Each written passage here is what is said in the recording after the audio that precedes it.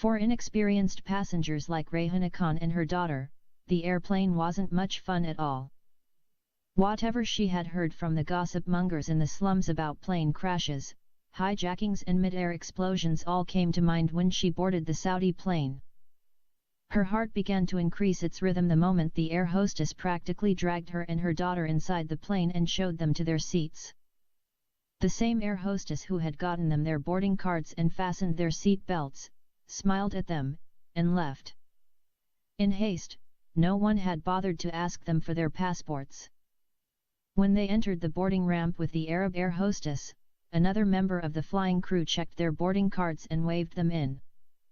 If Rehana happened to be a Muslim female suicide bomber, she could have blown up the airplane and sent all the crew and passengers flying directly to the heavens.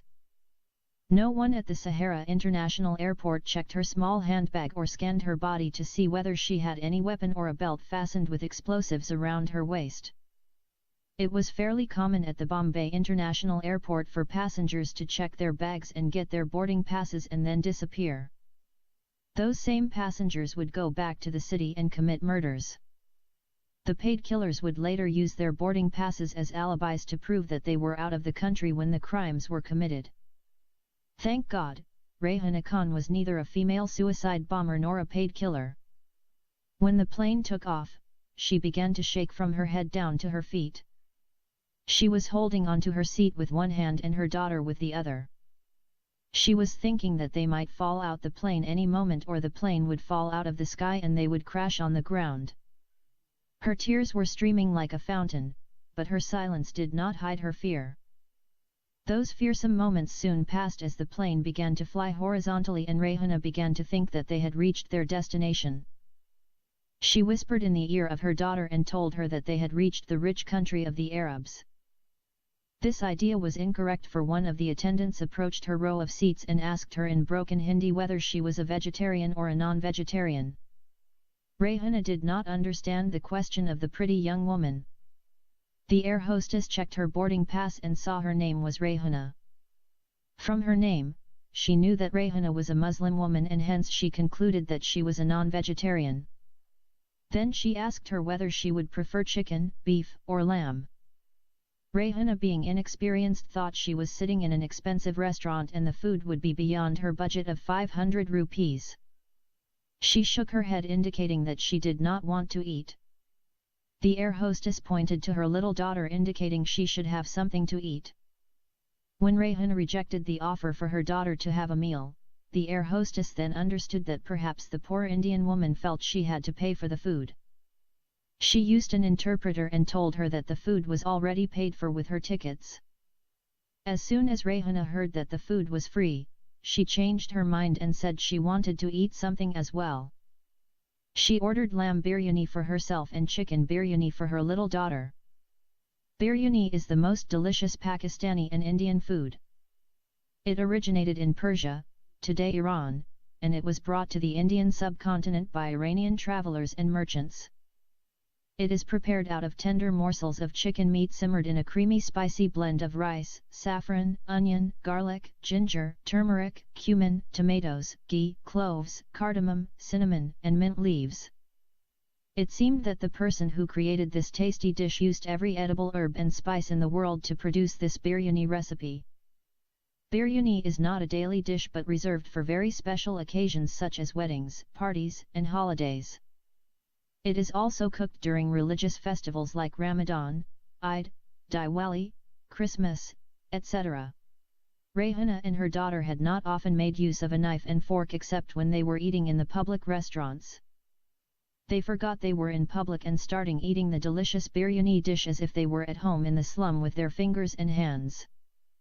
During her 3-week honeymoon with Jamal, Rehana noticed that after every meal they ate in the restaurant, her lover put some money on the table for the waiter.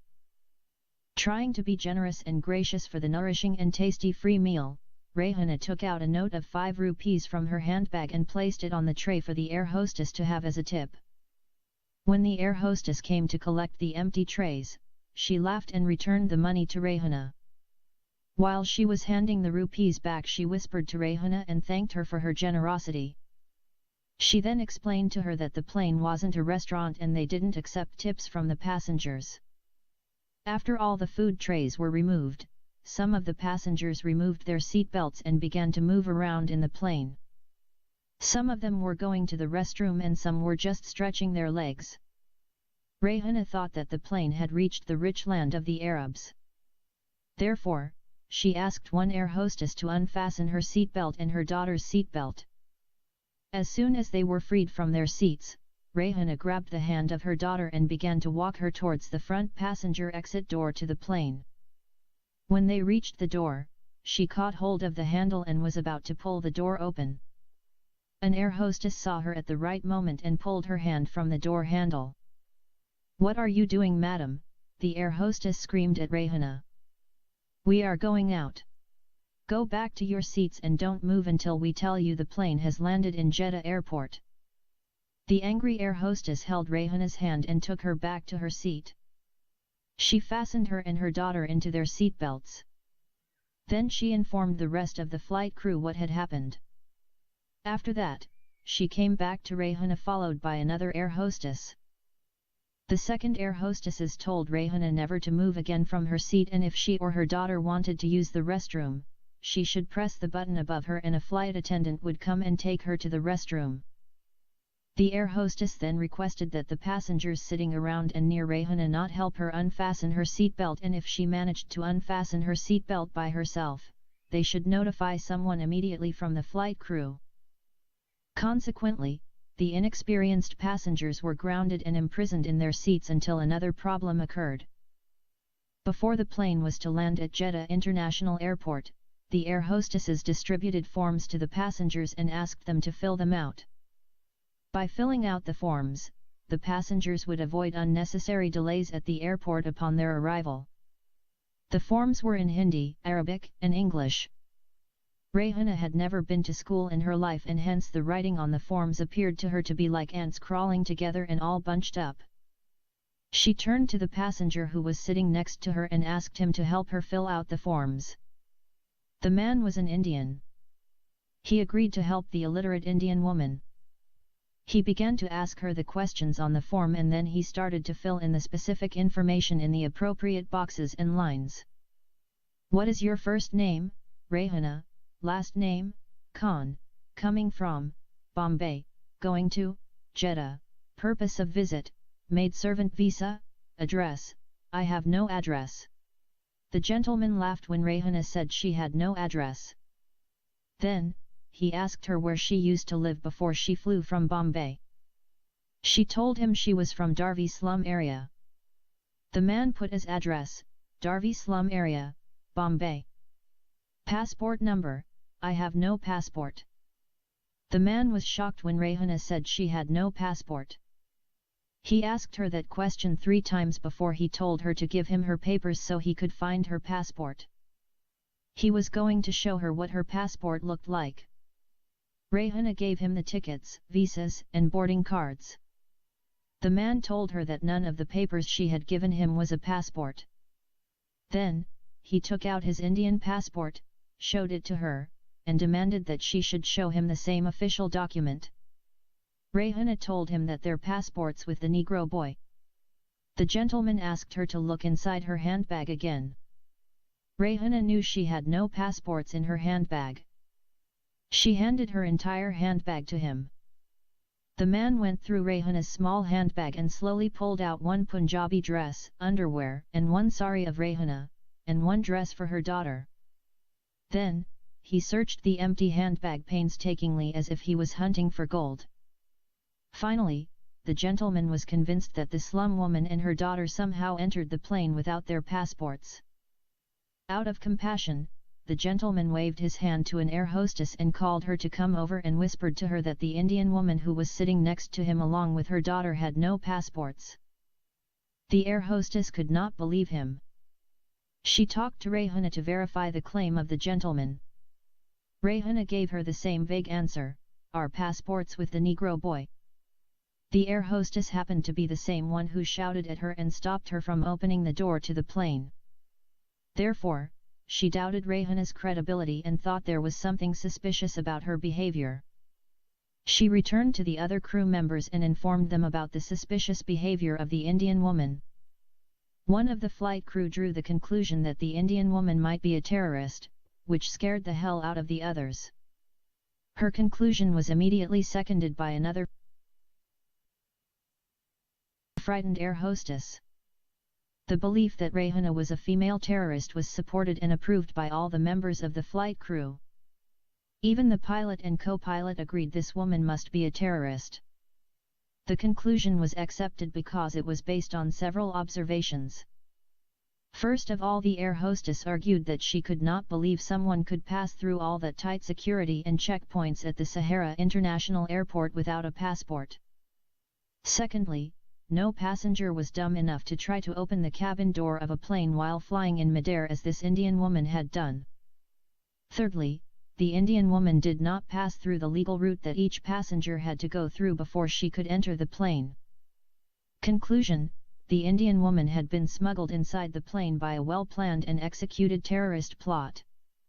When the flight crew collectively came to believe Rehana Khan was a female terrorist, they informed the air marshal. The air marshal took the matter seriously. He told the plane crew to try not to alarm the suspected woman. The passengers also should not be informed so as not to cause a panic. The marshal went over to Rehana and unfastened her seatbelt and asked her to come with him. Rehana refused to come with him without her daughter. She told him to unfasten the seatbelt of her daughter and then both would come with him. The marshal unwillingly agreed and freed Ifat from her seatbelt too. Then, he asked the two of them to follow him. When they reached the restroom, he told Rehana to enter inside. This time, Rehana obeyed his order without demanding her daughter come with her. After that, the marshal called one of the air hostesses and told her to tell Rehana to remove all her clothes including her underwear. Rehana refused to remove her clothes when the air hostess told her to do so. The marshal told Rehana that if she did not remove her clothing he would come in and remove them for her. Rehana was scared that the angry man might forcefully remove her clothes and tear them, so she removed her Punjabi dress. She felt timid and afraid standing there only in her bra and underwear in front of a man. The marshal wasn't satisfied with her removing her outer dress. He insisted next that Rehana remove her bra and underwear. Rehana began to cry. She begged the marshal and asked him not to uncover her nakedness. Nonetheless, the marshal refused to change his mind, and while she stood crying, he shouted at her again and again to remove her bra and underwear. By this time, all of the passengers became aware of the Indian woman suspected of being a suicide bomber and that she might blow up the plane at any moment. Some women and children began to cry. The male passengers were shaking with fear and looking at the lavatory where the female terrorist was expected to carry out her terrorist attack. Some religious passengers began to pray for their unavoidable death. The marshal kept insisting Rehana completely undress herself while she continued to refuse to obey his orders. When the suspected female terrorist continued to refuse to remove the rest of her clothing, the marshal took one step inside the restroom, screamed at the top of his lungs shouting, "Take off your underwear and bra." Rehana concluded the angry man was going to rape her. She began to cry out loud and begged him not to come inside. She promised she was going to remove the rest of her clothing. Then, trembling and shaking, Rehana unwillingly removed her bra and underwear, covering her private parts with her hands. The marshal asked her to put her hands on top of her head and turn around. Rehana obeyed the order and placed her hands on her head. She had never expected that one day she would stand before a man who wasn't her husband fully naked. Her tears were falling like water down her face and her body was shaking from head to toe.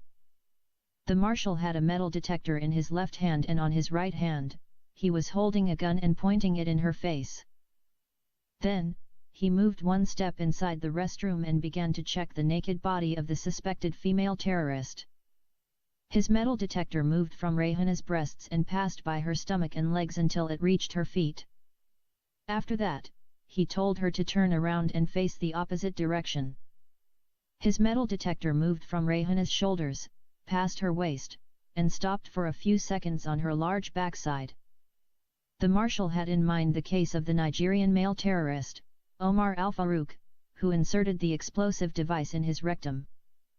After satisfied that the suspected Indian woman had nothing inserted inside her private parts, he then asked her to hand to him all her clothes. Rayhana was sweating as if she was inside a sauna. She bent her knees while she was still facing the opposite direction and picked up her scattered clothes piece after piece. She was scared to turn her face toward the angry man. She thought if she made any move without his permission, he would shoot her naked body with all the bullets in the gun. The marshal examined the clothes of Rayhana carefully before he returned them to her. Then, he ordered her to put on her dress. After she dressed herself, the marshal asked her to stay inside the restroom until he returned. He then locked her inside.